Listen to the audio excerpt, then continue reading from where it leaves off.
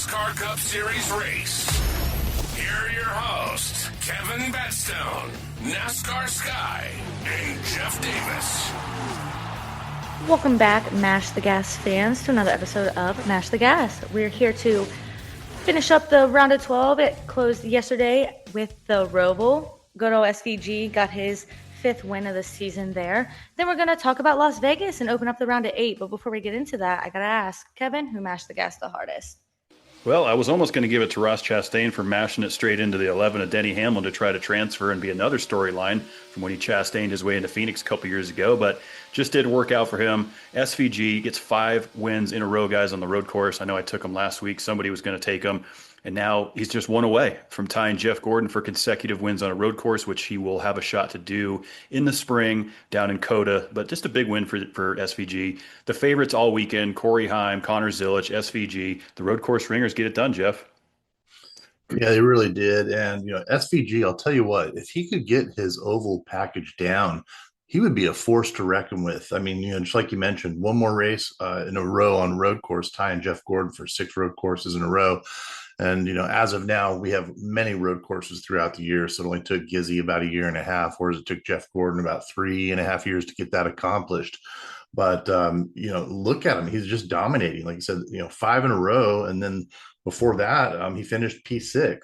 So if he could just get it dialed, man, he would be a force. I would love to see it. I mean, and like Sky brought it up last week, he got his first top 10 oval finish on a regular 1.5 miles. So, it'd be really cool to see what he does next year. So super, super cool there. But Kevin, kind of like you mentioned with Ross Chastain, man, I think I'm going to start just labeling like the video game king, master of moves. I mean, I have never seen anyone come in that hard, and Hamlin wasn't even pissed when they were bumping and grinding at the end. But for him to slam it in reverse and cross the finish line, AJ Allmendinger did the same thing. I didn't get to see it, but they said they're talking about it. But watching him come in completely backwards was just amazing and fun to watch. And I know Sky was watching it from a different location than we were, but her heart rate was going up and down, rooting for old Joey there. Yeah, it definitely was stressing me out there at the end, especially because it came down to literally the end of the race to determine who would go through.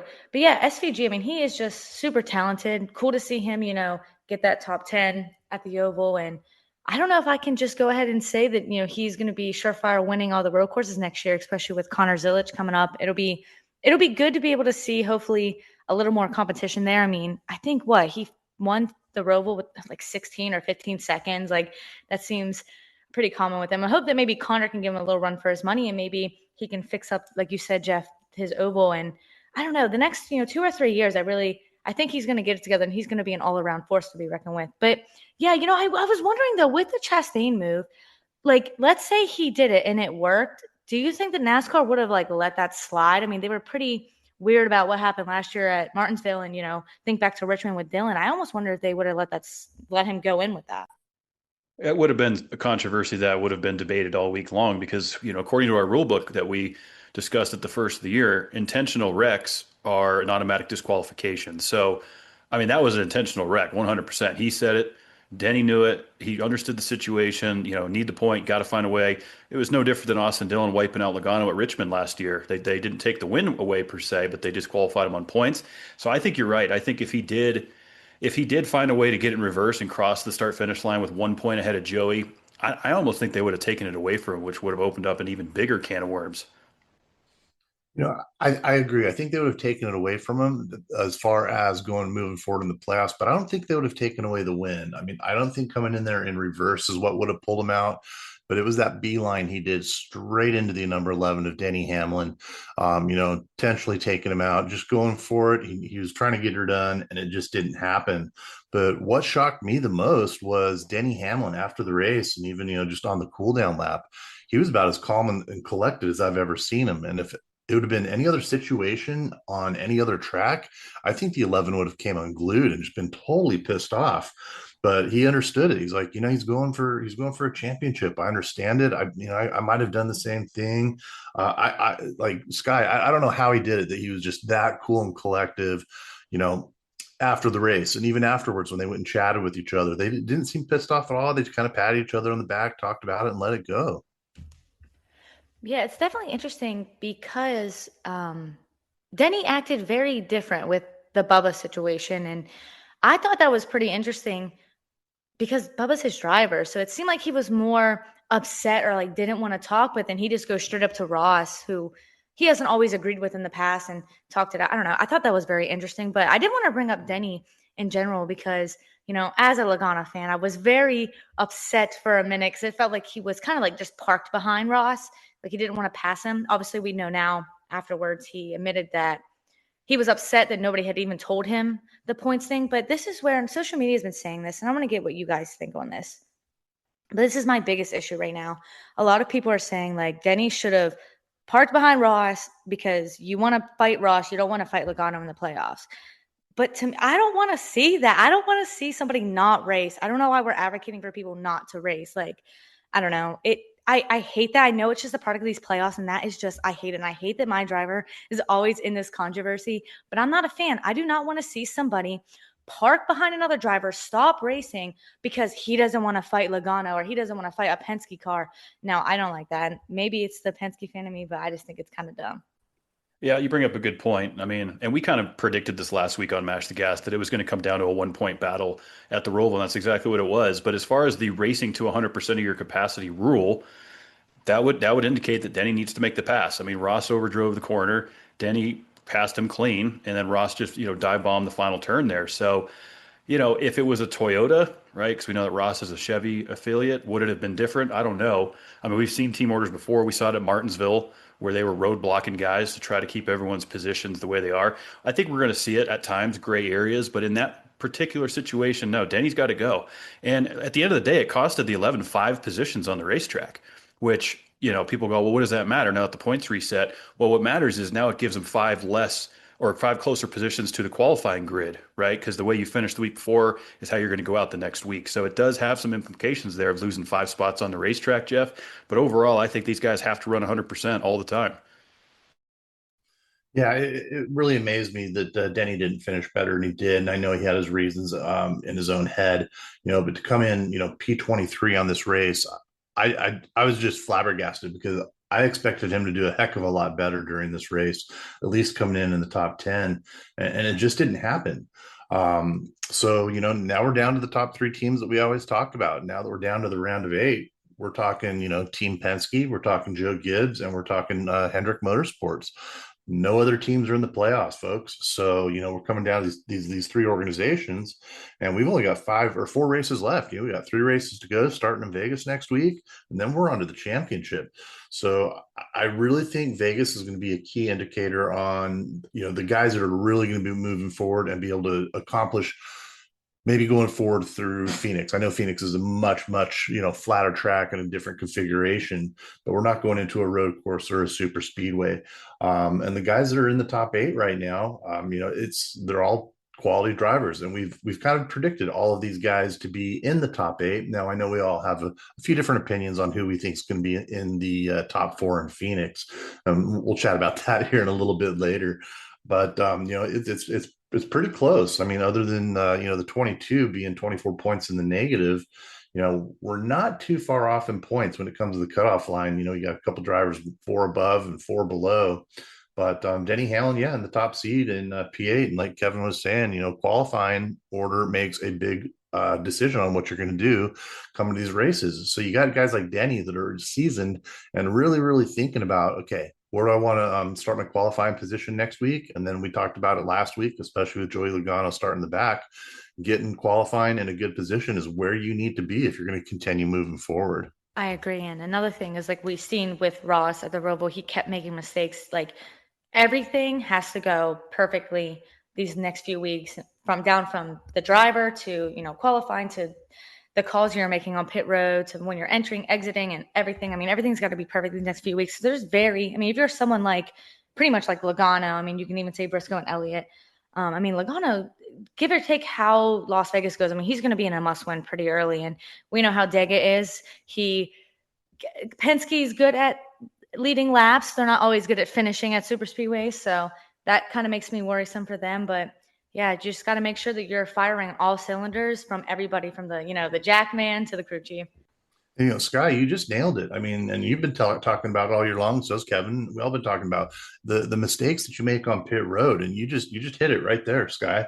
Ross Chastain. You get off pit road, you got that 90-degree turn. He totally overshot that in the middle of the race, and then towards the end of the race, he had a speeding penalty, and that's what really kind of caught him up. I mean, he might have been in the playoffs if it wouldn't have been for those two mistakes.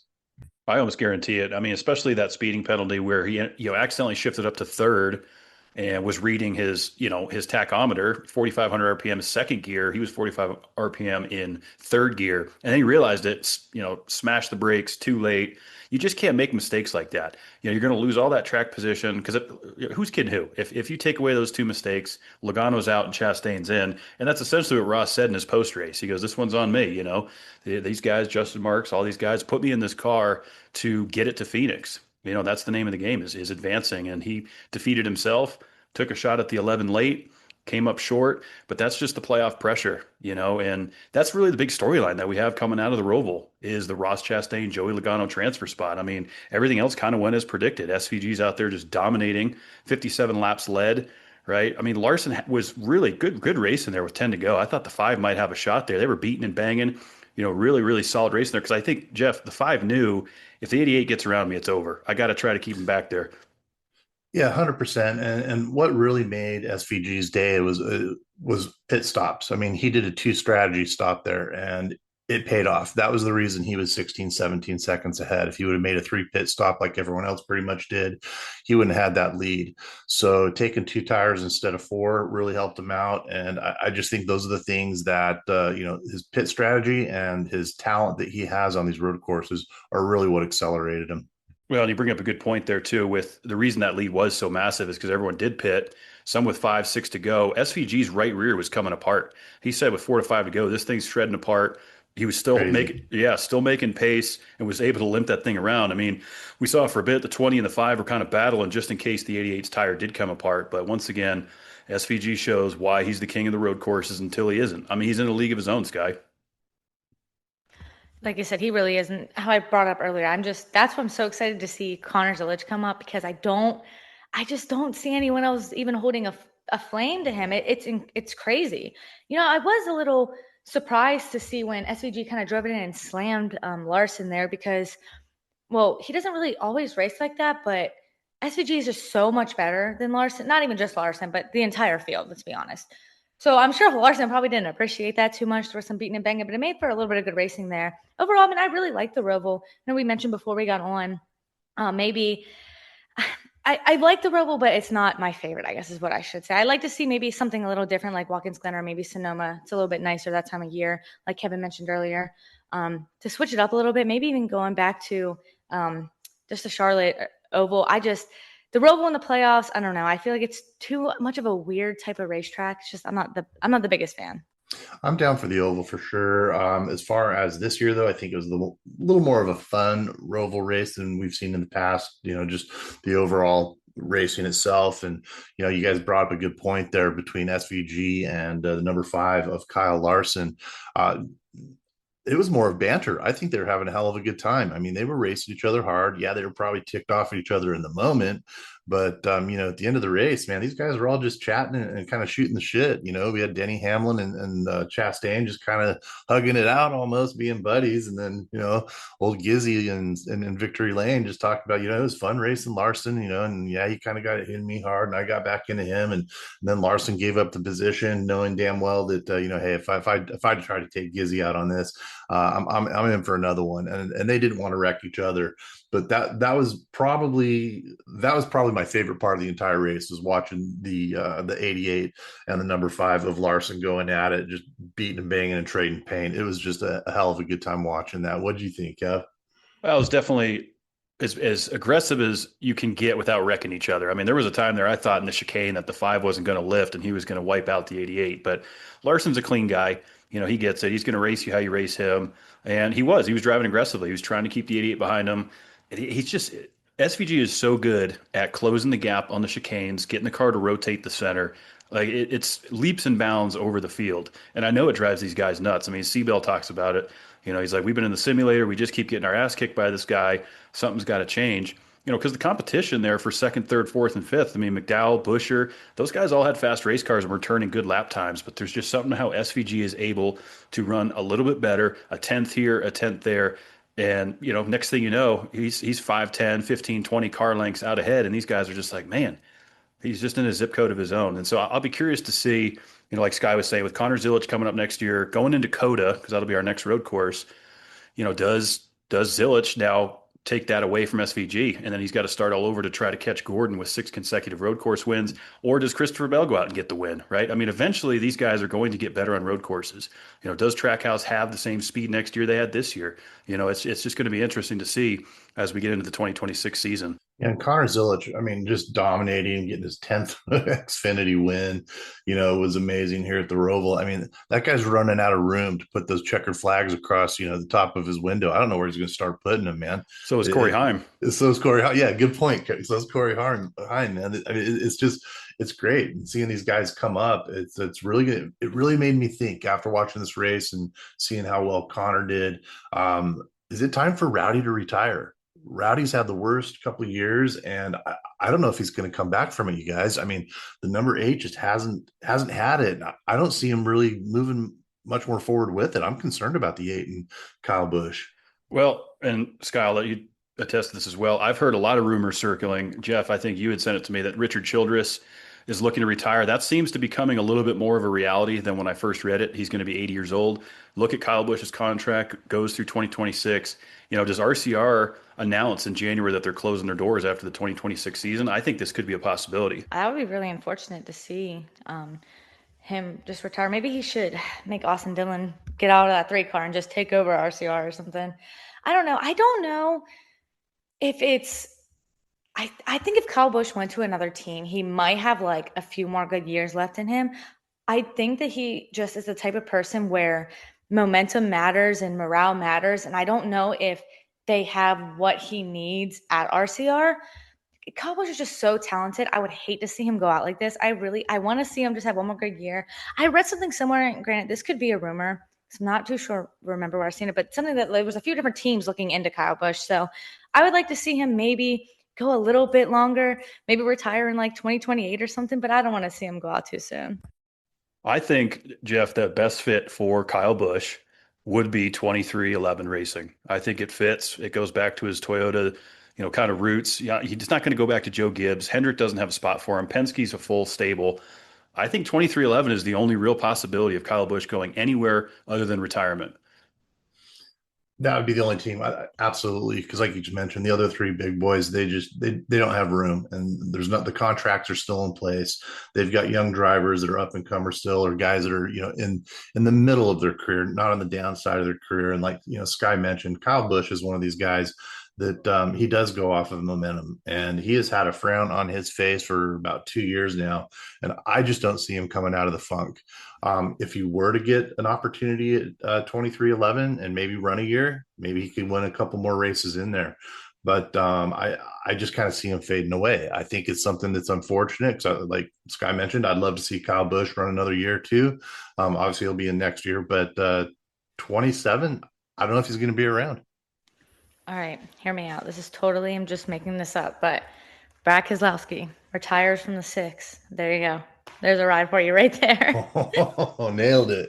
That is a good possibility. Well, how about this wild scenario? What if we go to Talladega, because we know anybody can win that, and Kyle Busch is decent on super speedways. The 8 goes out and wins Talladega. Does the conversation change? I don't know. People just feel some sort of way about super speedways. I don't know.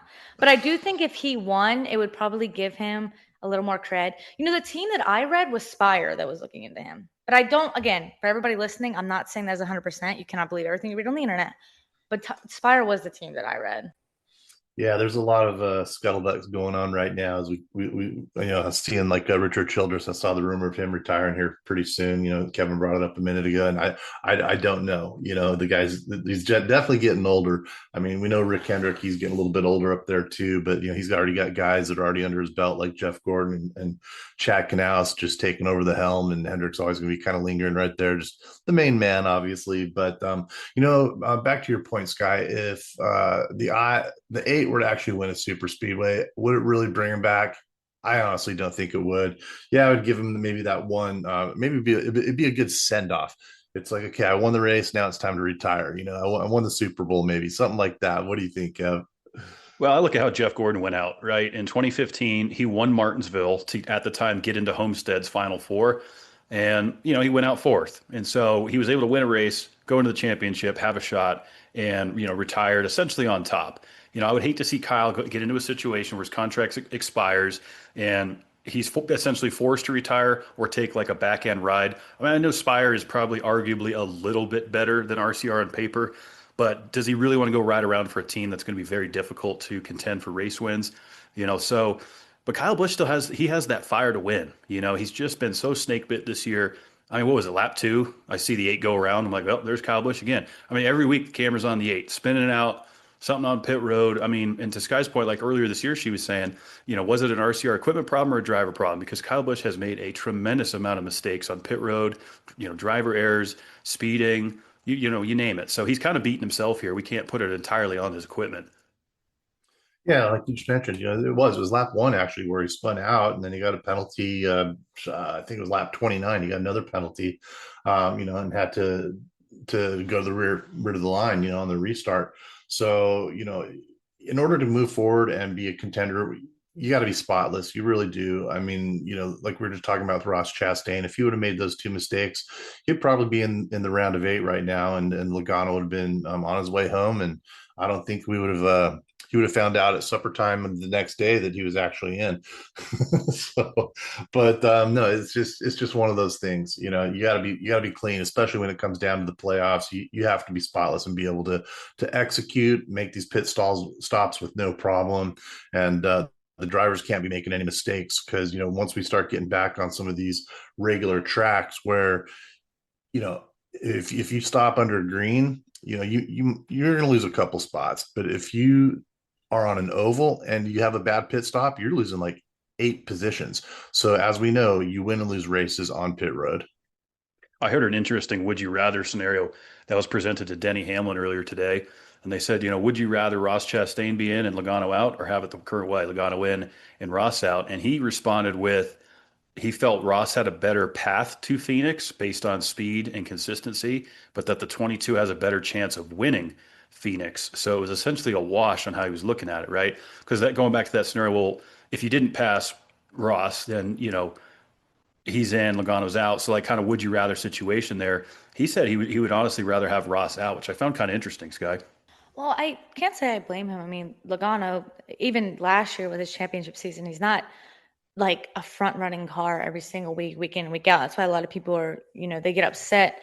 But I think that a lot of people seem to forget is it's not just the driver, it's everybody, the whole team, the crew chief, everybody on pit road. And I think Penske, I mean, there was a couple of mess ups, but usually, especially the 22 team, I mean, they usually get things done. Paul Wolf is always calling, correct calls, it seems like. And I feel like altogether it kind of helps push them, which that's why I feel like I'd rather have Ross out just because, or rather have Ross in because, there's mistakes to be made there. I mean, the 22 team, Penske as a general, they're always really, really good on pit road. So I don't know. At the same time, I just want to see some racing, and whatever happens, happens. I don't want to, I don't want to see Denny park behind someone or Ross wreck Denny or anything like that. I just want to see racing and let it unfold the way it unfolds, I agree with that. And Penske, this is where Penske shines, though, is the round of eight. I mean, Joey Logano has been in this boat before. We go back to the Roval a year ago where he got added in after the 48 was disqualified. And what did he do? He went out and won Las Vegas and locked himself into Phoenix, right? And so this is kind of what Penske does. They find a way to sneak by, and then they show up when it counts. I mean, I think right now I have the 22 going to Phoenix, and it's a very good possibility that he could win Las Vegas this week. This is what Penske does. The same with Ryan Blaney. I mean, we saw last year, it came down to the 22 and the 12. Battling it out, 10 to go at Phoenix. They find a way to get it done, Jeff. I'm having such a hard time picking who's going to make it to the round of 4 right now. I'm looking at everyone, and I could see almost any of these guys making it in there. Man, it's really a tough call. Like I said, Logano, yeah, he did win in Vegas last year at the South Point 400. So obviously he's going to do well. And I think Christopher Bell's another one that could do really well there. I know I took Christopher Bell this weekend. He came in P3, but the guys that we've got in there, I think every single one of them has a valid point on why they should be in there. I mean, Chase Elliott's been one of the most consistent drivers and had some of the best pit stop times in the entire season. Joey Logano right now is known as pretty much the best blocker on trying to get around. He's also like trying to get around Ryan Newman back in the day. It's like he knows how to hold guys behind him. Everyone's like, if they're getting air blocked, well, you got Logano right in front of you. He does not want you to pass. He is hard to get by. And right now we're starting to see Hendrick starting to come back a little bit with their 1.5 mile package and winning races. I mean, Kyle Larson, Chase Elliott, I think will be really, really good. And William Byron, it amazes me that William Byron over the last couple races has kind of struggled a little bit. I kind of thought he'd be doing a little bit better right now.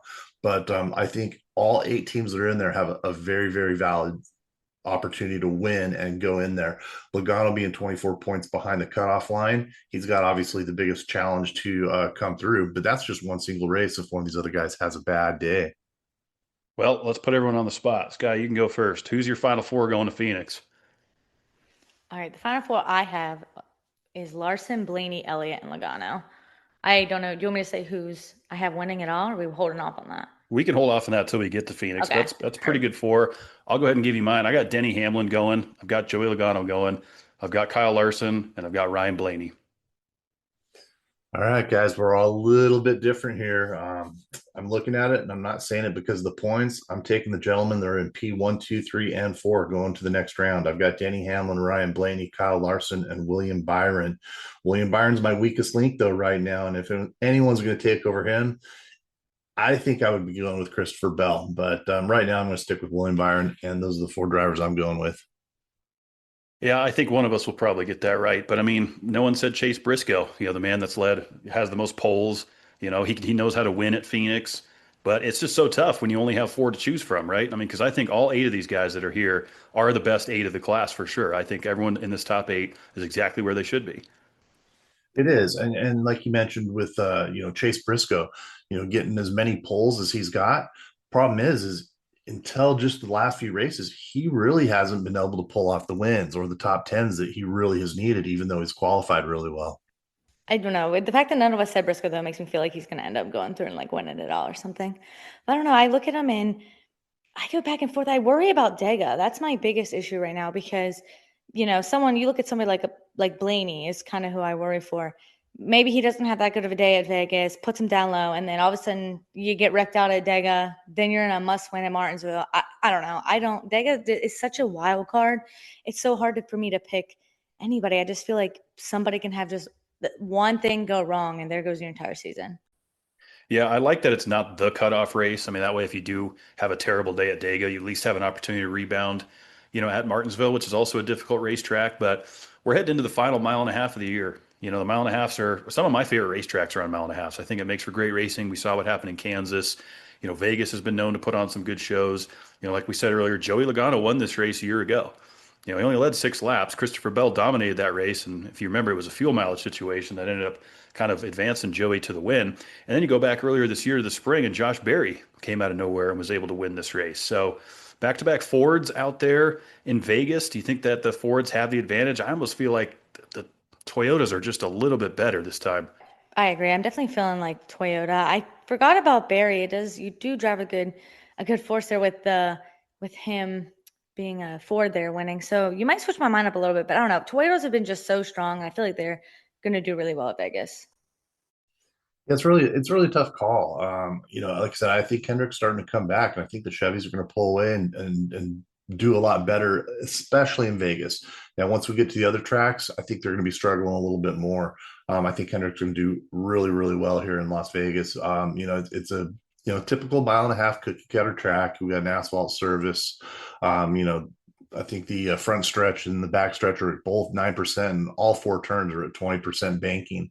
So, very similar all the way around the track. Really no surprises. We don't have any dog legs. We don't have progressive banking. It's just straight. It is what it is. But I do think that Joe Gibbs camp is running well. And I mean, right now we can't go wrong with all three of the big guys. I mean, all three of them are doing really, really well. If Joey Logano can pull this off again, I mean, he was the only Ford in, like I said, in the top nine. I think there were two Fords in the top 10 last year. The one that were in the top 10, and that would have been Chris Buescher and Joey Logano, whereas everything else was Chevy and Toyota. So that's kind of why I'm leaning a little bit more towards the Chevys and Toyotas. Yeah, I think you can't sleep on the Fords though. I just feel like they really run well in Las Vegas for some reason. They've got this place figured out. It's a little bit different than Kansas, but look, most of the mile and a halves run the same, with the exception of Homestead, kind of with that progressive banking, different shape than the D ovals that we're used to here. From a fantasy perspective, we get 5 uses for the playoffs. I think I only have one left on Denny, one left on Bell. So I got to make a tough call if I want to run these guys here. Obviously, Talladega's wild card, Martinsville and Phoenix. It's really tough to figure out what you want to do on the fantasy side, because usually the mile and a half, I encourage everyone to run the top guys. I mean, I would almost say run anybody that's in the round of 8 that is in playoff contention. I would say run them. Yeah, I'm all about it as well. All about it. Run them if you got them. So I'm sticking with where I am. I think Christopher Bell's going to do really well. And if I'm going to pick one other driver, man, I'm going to go with Kyle Larson. I just think he's on the heater right now. He's ran really well these last couple races. And actually, if I take one driver for next week, I'm going Kyle Larson. I had a feeling you were going to go Larson. I think you probably picked Larson more times to win this year than any other driver. Hey, you called me out on SVG on that just last weekend. You took him before I did, Kevin. So You said you weren't even going to take him, so I was in the clear there. But I'm gonna surprise some folks with this pick. I'm gonna go with the 11 of Denny Hamlin. He was close in Kansas. He has a good mile and a half package. He is coming in seated first. He wants to lock himself into Phoenix. And I think he can get it done. I think Christopher Bell would be my close second pick, but I'm going to go with the 11 of Denny. Yeah, I was definitely looking at Christopher Bell, but now that, Jeff went Chevy, you want Toyota. I think I'll just go ahead and go on the whim, and I'm going to go with the 22. I'm going to say he's going to lock himself in. He's going to show everybody. He was having fun with the fans. Everybody was booing him in his post-race interview. I'm sure he's just going to take that and lock himself in. Yeah, I wasn't sure what those boos were about. I feel like Joey's always gotten a pretty, neutral or positive reaction from the crowd. But I think all three of those are good picks. Like I said earlier, Joey knows how to turn it on when he needs to. He just finds a way. He does it when it counts. Yeah, and not just him. I think the 22 and the 22 team in general. I mean, Paul Wolf is so smart. He really thinks about the calls he makes. And, I mean, they end up working out a lot of times. I mean, I've questioned him in the past for sure. But, yeah, I don't know why Joey gets booed. Actually, when he came into my job, he asked me if I knew why he got booed all the time. And I was like, I think it's just because you win, man. I don't know. Exactly. Yeah, it's similar to why people boo Denny Hamlin. Well, Denny's kind of cooked his own goose when he was tangled up with Chase Elliott, but should be good. We got the NASCAR 25 video game coming out this week, guys. I'm pretty excited. I have mine pre-ordered for PlayStation 5. Sky, I know you do a little bit of iRacing. This is iRacing's first console release ever. Probably one of the most anticipated NASCAR game launches ever. So I got a little bit of early access to it. I'm going to be diving into that Thursday night. So I'm kind of looking forward to getting back to some NASCAR console racing. Oh, you have to let us know then Monday how you like it, how it goes. I've seen it. It looks pretty good. I've seen what they put out. I haven't pre-ordered it. I don't know if I'll get to play it right away, but I would definitely look forward to it. Yeah, it looks good. It has all 4 series in it. All the laser spec tracks in there. I think the only one that didn't make it was Mexico City and possibly the Chicago Street Course. I think it was 2 of the road courses. But either way, it should be fun. We're on to Las Vegas. Go out there and roll the dice. Vegas is I feel like it's going to be one of those dominating races. I feel like the leader is going to lead probably over 150 laps. Pretty typical. Split the first stage. Manage the tires a little bit. If it's anything like Kansas, we'll be in a pretty good position for a late race restart. What kind of storylines are going to come out of that? Does Josh Berry go out there and get a back-to-back? That would be interesting. A non-playoff driver, keeping these guys alive. A lot of storylines here. Xfinity, and that's going to be an evening race. That's Saturday night, 7:30 Eastern, and then Cup Series a little bit later in the day, starting at 5:30 Eastern. So that'll probably end under the lights out in Vegas. Let's go. Let's roll the dice. Be sure to follow us on all social media platforms at Mash the Gas. Follow NASCAR Sky over there at NASCAR Sky across the board. Jeff, we're headed to Las Vegas. What are we doing? Roll them dice and mash the gas.